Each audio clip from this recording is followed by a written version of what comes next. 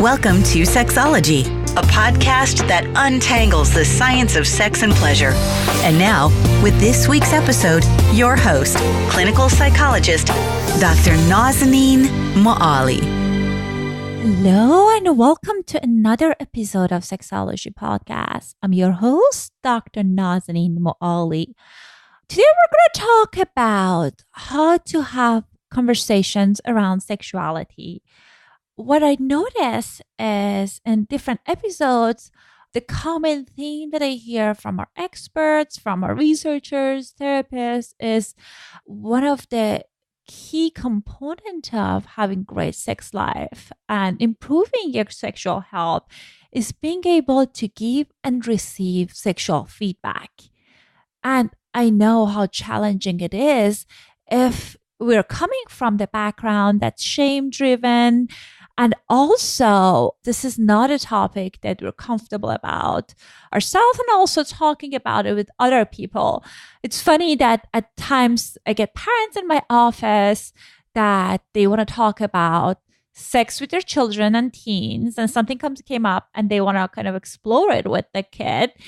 And it's just telling me, what should I say? And when it gets to the root of that, it seems like overall they never had conversation about sexuality with their friends and with their partners. And that's why it's so hard for them to approach this topic with their children.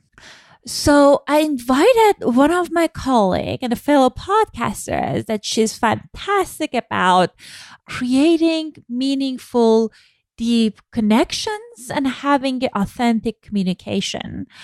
Our guest today is Rebecca Wong. Rebecca Wong, LCSW-R, is a relationship therapist in New Paltz, New York, where she also resides with her husband, their spunky children, and a handful of four-legged fairy mischief makers. In her private practice, she works with adults and couples struggling in life, facing sexual issues, and in the brink of divorce and parenting.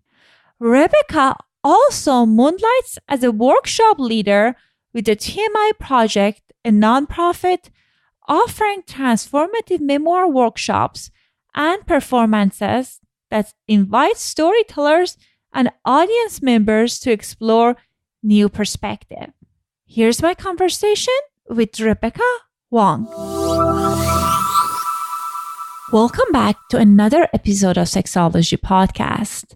I am so excited and honored to have Rebecca Wong on our show today. Rebecca, welcome to our show. Thank you for having me, Naz. I am so excited to have you on this show. I know before this interview, we briefly talked about our topic, and I can talk to you about this for hours. So we're going to talk about difficult conversation, especially when it comes to sexuality, because it's hard to give feedback, receive feedback, and it is such an important part of improving our sex lives. So let us start with talking about, why do you think, Rebecca, it's difficult to talk about sex with our partners? It's an uncomfortable conversation for so many because we haven't been guided in how to have these conversations. And we also haven't been guided in how to have difficult conversations. That is true. And part of the challenge is not knowing how to approach the different topics. And also, I think when it comes to sex, it adds another layer of difficulty and vulnerability. Yeah, I believe many people don't know how to talk about sex. They don't know what is appropriate, or just feel comfortable in their own skin opening up that conversation. And then add that into this being an uncomfortable conversation. I don't know how to have uncomfortable conversations, and I don't know if I'm going to trigger you or if something I say is going to put you on the defensive. There's just a lot more layers there. Absolutely. And one of the things that I see, even at times, people have shame about their desires. We were taught by the society that, it's just good girls, they don't have desire or they don't think about sex. And here we are, we have these desires, we want to talk about it with our partners. It can be very vulnerable and can trigger lots of shame, at least based on my experience. Oh, very much so. I have women who come in and tell me about their fantasies, and they tell me that they feel like their fantasies are a betrayal to their partners. I find that so often this is where something gets missed, because often in our fantasy world, we have an ability to get to know something about ourselves, to unpack it much like we would a dream. And when we don't take that opportunity and explore it and have a rich dialogue around it, then we're missing something, and something very true to us isn't being revealed. And also, we have such a narrow definition of quote unquote what's normal. So most people, they didn't have good sex education. So the sex education they received, there was around like not getting pregnant and don't get STD. But there's nothing about pleasure. And most people learn it from like movies, porns. And when their sexuality doesn't fit that narrow image of sex, what's normal for sex, it can be very scary. And it's just hard to talk about it with other people, especially with our sex partners. Can we expand on that a little bit? Because I so agree with you there, Naz. And I think for many women and men, we don't talk about what's pleasurable for women like ever anywhere, but we often talk about what men like. So if we're talking about a heteronormative couple, a lot of the energy and the attention is being placed on pleasuring him, or what she might think is pleasurable to him, or what he might think or has been told that she'll like when he does. But nobody's ever really talking about what feels good for her unique body. And she probably might not even know that. Right. And then we put this expectation on our partner that if we're talking about a heterosexual couple, that he needs to know what would turn me on. Kind of this expectation of like, he needs to do this mind reading and know what gives me pleasure without even me knowing, as you were talking about it. Yeah, that's a pickle. Right. And also female sexuality is so much more complex. And you're right. We don't get enough education around that. And that's why many women have issues around reaching orgasm, because they look at this, we like as a society, we have this image of woman like in porn. And as soon as they start the intercourse, the woman climax. And this is this huge scene of like, it's like fireworks of the person climaxing. And it's just, then people have this thought that that is what's expected and what is normal. And if we don't know our bodies, then that can be challenging. Have you seen the website OMG Yes? No, tell me about it. Oh, okay. I thought you would have seen this. All right. So, it's OMGYES, I think, .com. But it's Oh My God, Yes. And it's this interactive website that there's a membership fee to join it. It is a little bit on the explicit side, but it teaches women different ways that women have found to pleasure themselves. Oh, so interesting. And it's really well done. It's a lot of women talking, and there's visuals. It shows you how these women like to be pleasured and how they pleasure themselves. So it's a talk about education. It's like a new way of educating women around sexual pleasure. Right. So fascinating and so needed. Definitely. I want to check it out. Yeah. It's interesting though, even as someone who studies all of this stuff, I, subscribed to it, and I went ahead and got myself a membership. And then all of a sudden I had this weird reaction. My husband and I had watched a bunch of it, and I felt like I didn't know what I was doing anymore, because I had watched what other women were doing.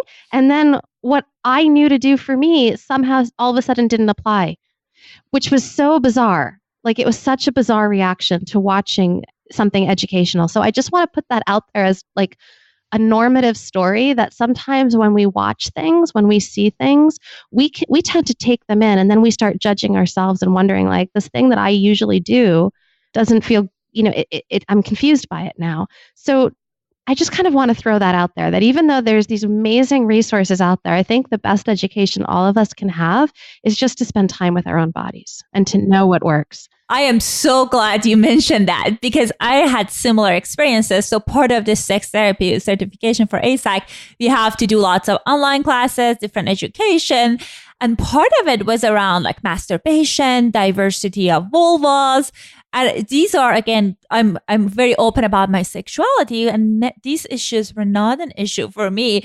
But then learning people's experiences, watching those videos, I started doubting myself that, oh, is this normal? If I'm normal? And that's definitely a very important point that you're mentioning, that our kind of tuning in with our body is the best tool. Touch yourself. See what feels good. I mean, there is no better form of education than that. If it feels good to you, then that's what brings you pleasure. Right. Our body can be the best navigation when it comes to sex. And one of the simple exercises that sex therapists offer to clients, and I'm sure you at times recommended it, is like a mirror exercise of people kind of looking at their genital and exploring it. Even with that, just sometimes some women are just so kind of shameful about their genitals, and they have this negative feeling around that. And even like looking at their genital in the mirror can raise this strong emotions. Men and women alike, I think we have so many different messages that, at least in American society, but I'm sure all around the world, culturally, there's probably a lot of different messages around masturbation. And is it accepted? Was it accepted in your home? What were the stories that were told to you or that you took in? This stuff still applies in our adult lives. We still configure ourselves around these early messaging. Right. And even in the cases that we kind of have some understanding of what works for us, what gives us pleasure, it can be very hard to talk about it with our partner because of this. You're kind of putting yourself in this position of vulnerability. And at times your partner might read, like you were scared that your partner might read into that, like maybe she or he is not enough, or this is not, you're not enjoying it. So what are some of the guidance you have for us around talking about these issues?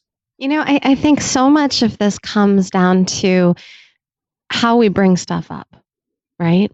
And I like working off of a model of getting everybody really comfortable with having difficult conversations, with knowing that like we're both in this and we want to be in it together, that's an important conversation to have first, and learning how to sit with ourselves and keep ourselves regulated and calm.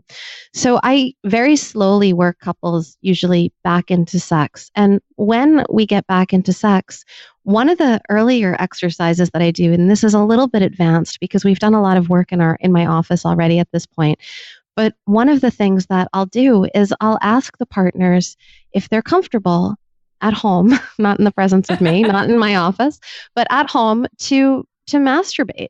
And then when they get more comfortable masturbating and they know what feels good for them, to invite their partners just to hold them or just to watch while they masturbate. There's something amazing about just being with your partner while they do what feels good to them and watching their face. Right. You learn a lot. You observe a lot. And that is a teaching moment. And it doesn't require a conversation. It requires a presence. And I think that's something that people don't do enough. They don't slow down enough and show each other, this is what feels good to me. Instead, they try to tell each other, you're doing it wrong. And right. There's a really different reaction. It's a lot harder to take in, I'm doing it wrong, I'm not getting it right, versus, oh, that's what you like. Right. And I think it's just can be such an erotic and powerful experience to witness your partner bringing her or himself to pleasure. And also, it's nothing expected of you. It's not like, you're bringing her to pleasure or bringing him to pleasure. You're just witnessing what works for her. And even just like seeing that can be very encouraging. And as you said, it's a teaching moment to see what she's doing that's working for her. Yeah, there's certainly some stuff to work through. Some couples get hung up on watching each other masturbate. But once you can sit with and tolerate those spaces within yourself and keep yourself regulated, observing is really liberating because it puts you in a position of not getting anything wrong. Right. Right? You're there to watch and to learn, maybe get excited, maybe get aroused, watch your partner, hold your partner, be there for your partner as they are aroused. But you don't have a responsibility here. Your responsibility is not to please your partner. It's not to arouse your partner. It's not to get your partner off. That's on them. They're taking care of themselves. So your work is really a lot simpler. Right. And I like that you're emphasizing keeping yourself regulated, because I think part of the struggle that I see is people, like, their feeling of shame gets triggered, or because of their anxiety they have, sometimes they don't communicate clearly about what they want. What do they mean? And they blur out something that can be hurtful, might not be clear indication of what they want. So it's important to kind of be able to maintain your calm and kind of feel grounded when you're having these conversations. Or at the very least, to notice when you're not feeling grounded. Right. Yeah. I think that's an important piece. And especially when we're talking about relating and connecting sexually and in more difficult moments, it's important for us to take responsibility for the things that we are supposed to take responsibility for. So it's not my partner's job when I'm feeling a wash of shame that came on because of some early messages I got in my childhood. It's not my partner's job to take care of that. That's my job. So I want to, at the very least, notice when that stuff is coming up. And I don't want to put it back on my partner and say, it's your fault that I'm feeling all of this right now. Such a powerful realization. Because at times we get this rhythm of saying that I feel this because you do this, versus kind of noticing that I feel this because there are some ties to my back and history and all the messages that I heard. Yeah, or I don't know why I feel this, but this is how I feel. Right. And even verbalizing it can be powerful instead of trying to fake like this cool collective image and like internally you're struggling. Yeah. And it can be a really connecting moment when a couple, maybe somebody is feeling something and it takes them out of the moment, but can their partner stay there with them and just hold that space, hold them, maybe just be physically hugging them or holding them and giving them the space to feel whatever they need to feel. That's another kind of intimate moment that can sometimes come out of awkward, disconnected sexual moments that aren't going the way you want them to go, but they can still end in connection. And when we're talking about this, it makes me wonder if you are at the receiving end of this conversation. Again, you love your partner, but they want something sexually that you're not interested or you're not ready. And I know like many of us struggle with kind of this people pleasing kind of persona that we want to do something, but we don't, like, at times thinks that thing might be something that you're not necessarily interested. So how can we support our partner that like they want to make sure that they're heard, but still we are true to ourselves? Well, I think, one of the things that is important here is to let your partner first know, like, I hear that this is what you're asking for. But you also have to be really clear with how you feel about this. And that might be, I don't know how I feel about this yet. I need to think about this. I need to take some time. I'm not sure if this is something that I'm ready for. That's a legitimate answer. And it's important to say it if that's how you're feeling. And not to wash over yourself, not to rush yourself through it, not to feel guilty that you don't know that, but to come in from a place of, I'm hearing that this is what you're asking for, and I need to sit with this. I need a little more time. Can we talk about it again?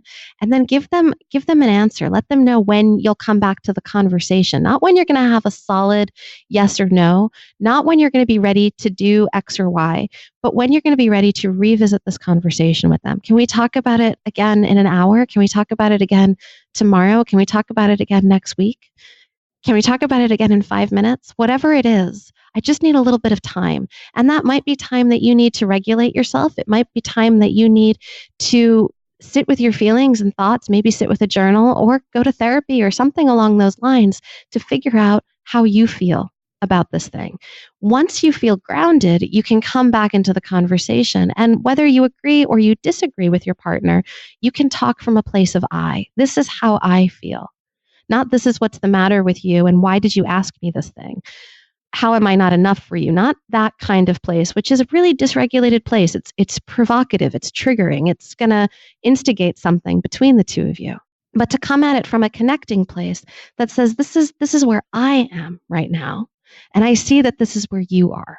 These are my needs. What are your needs? This is what feels good to me. this is what you're saying feels good to you. Maybe there's somewhere we can meet between here. Right. And I think such an important thing that you talked about, kind of letting your partner know that you're hearing them. Because what I notice at times, and again, I certainly been guilty of that we go to defending or saying what I don't want that, instead of letting your partner know that I hear you, I see you, you're important, and this is how I'm feeling. Yeah, you are important. You matter to me. It matters to me that you have this need, and I am perplexed about why I'm feeling some resistance about it. So I want some time to sit with myself and figure that out because you matter to me. That's really different than getting defended. Right. And I think it's just so important to create this space and being present when you're having these conversations, because I feel that at times, because we're feeling ambivalent or we're feeling not sure about this like sexual act or something that's like because of this shame that we're feeling, we might not be clear that this is the conversation we're having. And I can talk about my personal experience that I took these sexual assessment classes that you have to take for ASAC. And part of it, they were showing the different kinds of pornography, erotica, range of different things. That the goal is for our listeners that they don't know is just like to make sure that as a clinician, you're exposed to a range of things. And I've noticed things in the class, and I was talking about it with my husband afterward, was, this thing was, they showed this, without saying that I think this was interesting. And he immediately said, oh my God, that seems like so time consuming. Who has time for that? And I just, and in that moment, I noticed that I didn't talk about it, that, okay, maybe that's something I'm interested in. I'm presenting it as a way that, oh, this is something I've seen. And I think it's just, as we were talking about in the past, that's how at times we set our partners for failing. Yeah. I think it's important for us to notice when we're opening up a conversation with our partners, what's the goal of this conversation? Is it to create distance or is it to bring us closer together? If we're looking to bring us closer together, if that's what my intention is when I'm having this conversation with you, then I want to set this conversation up in a way where I'm not going to be predicting the outcome is going to be bad from the first thing I say. So there are ways that I can do that. One of those ways is to keep the focus on this is how I feel. This is what I'm observing within myself, as opposed to pointing the finger at you. Because as soon as I point the finger at you, you're going to go on a defensive. Another thing that I can do is that I can come into this conversation and say, hey, I'm really curious about this, which again is keeping that focus on me. But it's also letting my partner know from the get-go, this is the conversation I want to be having with you. Right. And also taking the ownership of this is something that I'm interested, because at times I hear that couples saying that, this is going to be great for us if we do this, instead of saying that this is something I want. And I think it would be interesting to add this, or like, what do you think about that? Instead of like kind of putting it on us as a couple, we'll enjoy it. Right. Because maybe your partner is going to struggle to get there. Right. And at times we might do things that it's neutral, but we do it because it's a pleasure. We choose to do it because it's pleasurable for our partners. And again, if we want to give that to them, then it's on us if we choose to do that. Right. I'm thinking there are times where I might try something that my partner is curious about because their curiosity piques my curiosity. Once I try it, I might or I might not be interested in doing it again. But I might try it that first time if they present it to me in a particular way that piques my curiosity too. Right. And that I feel our sexuality is evolving as our experiences changes. And that's a great way of seeing what else is interesting you, what else can be erotic to us and increase our erotic energy. Yes. So also at times there are like power struggles in the couple. That was one of the other things we talked about, was like one part of the couple like hold the power outside the bedroom, and the other person is like holding the power, sexual power, in the bedroom. Would that be okay if we talk about that? Oh yeah, I love talking about power. So often in couples, power is something that is being dealt with relationally, whether it's about, how we're managing our family life, or who's bringing home more money in the household, or who's paying the bills, or who is doing more household chores. Power is something that exists within a family, within a home, within a couple. And it also exists in the bedroom. However, sometimes it's easy to flip that power or play with different power dynamics in the bedroom, and that can be pretty exciting. For example, sometimes like a woman who is in the boardroom all day at work, she might really like to be more submissive in the bedroom. There are different ways that couples like to play with this kind of stuff, and it can be really exciting and really fun to explore this.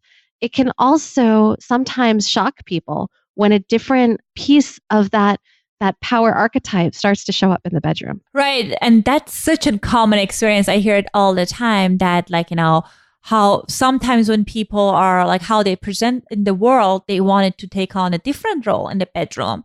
And that's going to be another challenging thing to talk about, because the fear of judgment and how to bring it up with your partner, that's something else that can be hard. Yeah, it can be hard if we're not sure of why these things present within ourselves. And I think this is what I keep coming back to in all of these difficult conversations. So much of it starts at slowing down and just sitting with ourselves and understanding a little bit more. We might not understand it all. A lot of it might be unconscious, but understanding or getting curious about understanding what's happening within us. Because when we're curious about it, then we're not presenting it from a defended place. We're presenting it from a more open and join me here. Let's see what this is about. I'm feeling like maybe today I don't want to be the one to initiate. I'd really like for you to overpower me, or whatever the thing is that we want to say to our partner, to come at it from a place of curiosity. That tends to go over a lot better than when we come at it from a place of, you're doing this wrong. This is how I want you to do it today. Or why are you doing it that way? Curiosity usually always wins. Right. And also definitely power play is something that can be an important, fun, adventurous part of the sexuality in the bedroom. But also it's important to kind of acknowledge that we're holding the power. And when there is for example, I see some women that they feel powerless in their relationship. And in the bedroom, the way that they take the power is, and could be again, men or women, but I saw most of the time I see it, at least in my clients, women, that they, because of the resentment, they refuse to have sex with their partner. And that's another power dynamic. Right, right. And I think it's just important to be mindful of that as well. Yeah. I think it's really important to be mindful of. And I think sometimes this stuff happens on a lot of unconscious ways too. I've seen with couples where maybe the male partner isn't feeling like he can express himself, and he's not feeling seen or connected to, that all of a sudden he starts exhibiting signs of erectile dysfunction in the relationship. He's not maybe exhibiting it when he's masturbating or in other places of his life, but he's exhibiting it when they're trying to connect sexually. So these types of things show up, and conscious or unconscious, there are ways of feeling safe. And that's really what power is about. Power is a play around how do we feel safe. It shows up unconsciously when we're not being conscious of it, when we're not dealing with it, when we're not looking at it in the relationship. And it can show up in a really fun way in the bedroom when we are being aware of it and we can actually literally play with it. Right. And you brought up the feeling seen thing. And I think it's such an important part of our sexuality that people at times, they don't pay attention to it. For example, you were talking about erectile dysfunction. I was thinking about some people that I work with. And yes, we do lots of behavioral interventions. But when we kind of zoom out, they talk about how they feel kind of minimized. They feel not masculine outside their bedroom. And that caused some anxiety and impacts their performance in the bedroom as well. Yeah. I think also it's important for us to talk about the masculine and the feminine in terms of energy, because so often I think this is something that comes up in these kinds of conversations with my clients where there's a fluidity here. To be a man doesn't mean to only exhibit masculine energy, and to be a woman doesn't mean to only exhibit feminine energy. But there's a continuum, there's a fluidity, and we all need all of it, honestly. And at different times, we show up in different ways. Some of it is societal and social and cultural programming, and some of it is just how we innately express ourselves and how we show up. A mother might take on a really mothering role in some aspects of her life, or she might be the boardroom executive, and she might bring home all the money, and her husband might be home with their children. And it can all play with how we feel sexually and emotionally, how things get charged between us. And sometimes it can confuse conversations because in society we're taught one thing, and in our lives we're living something a little different than what we were taught. And it can confuse us and can make us wonder if we're doing it right. And I'm so glad that you're bringing up this topic of masculine and feminine energy. For our listeners, that this is a new concept for them. Can you tell us a little bit more about that?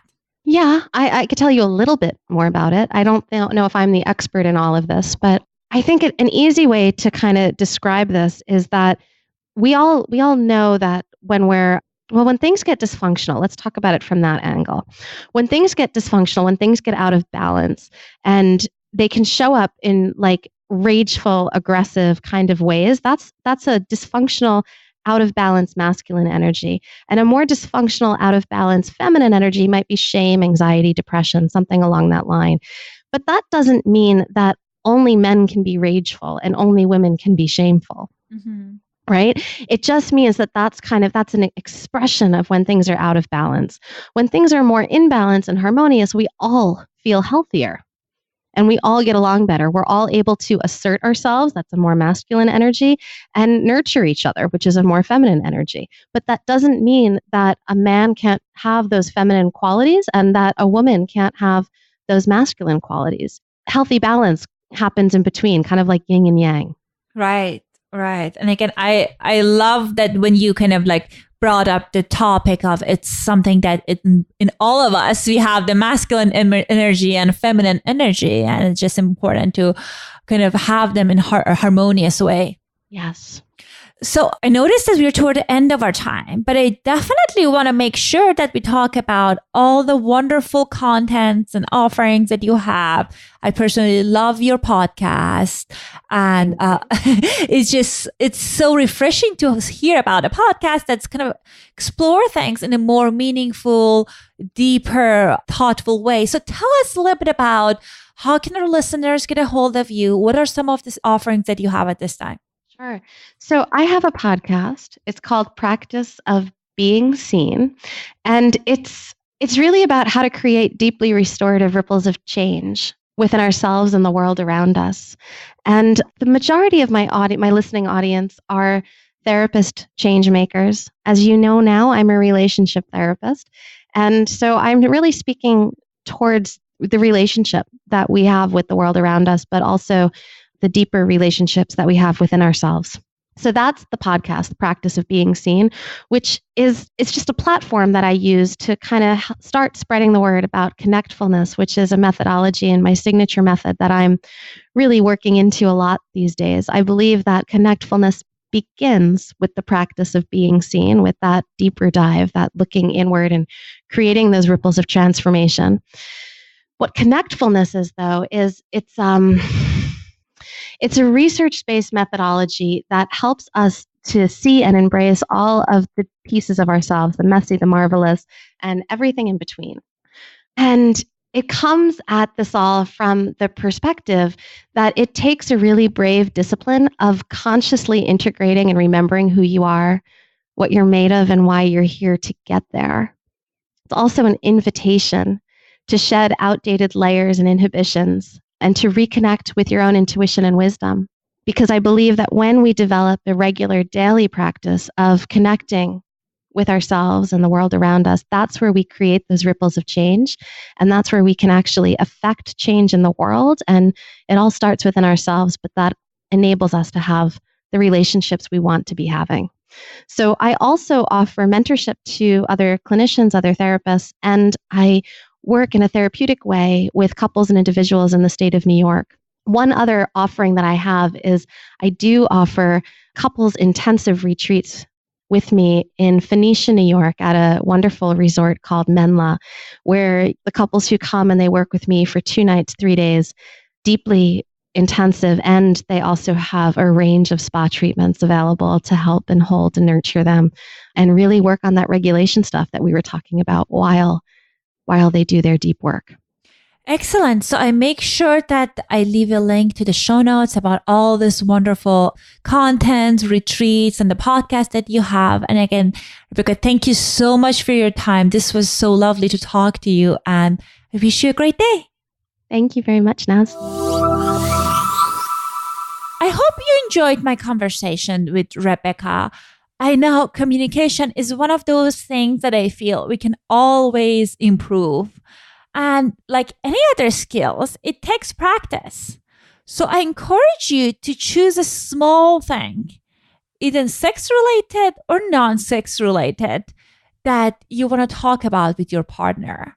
And practice some of the tools and recommendations that Rebecca mentioned, and become curious about what happened when you brought that up to your partner. What happens if you're planning to talk about it? What's your internal reaction?